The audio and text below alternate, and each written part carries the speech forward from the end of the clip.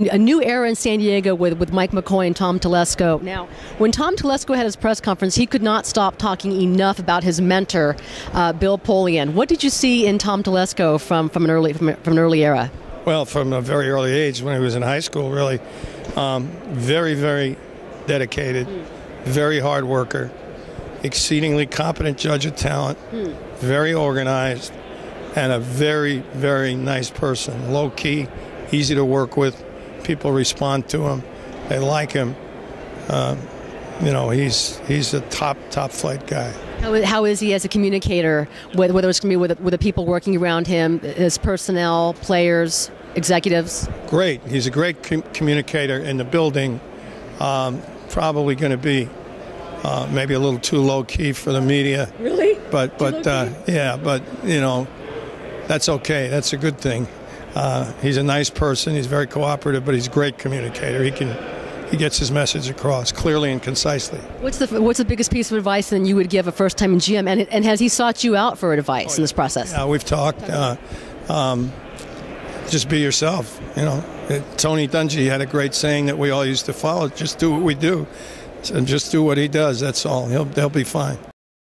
Ask you one question about this year's draft class. Last year was about the franchise quarterbacks and Andrew Luck and RG3. Is there a franchise quarterback in this year's draft class, or is it way too soon to even tell at this point? Well, I think it's way too soon. I don't really buy into the term franchise quarterback. What you're trying to say is there a guy that you're pretty sure can come in, as sure as you can be, can come in and play and do a good job in the early going, and then take you where you want to go in the final analysis. Last year, you could say that about RG3. You could say it about Andrew. Many of us felt you could say that about Russell Wilson in the right offensive system. I'm not sure I can say that about anybody in this draft class. That said, somebody's going to come in, maybe more than a few are going to come in and prove that they can play.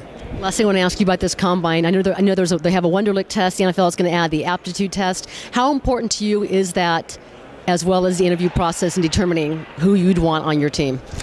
Well, the NFL's test is something that is replicating, and Tom will tell you this if you ask him, an extensive process that we've done for over 20 years. More than 20 years. It's just another one of those tools. Whether clubs use it or not is immaterial. And whether it's good or not, you won't know for 4 or 5 years until you get norms. It does not. It augments the Wonderlic. It doesn't replace the Wonderlic, which is far overblown, by the way, anyway, in terms of... You didn't put too much stock in the Wonderlic test, then? We used it for specific purposes, but not nearly what it's been described as in the press.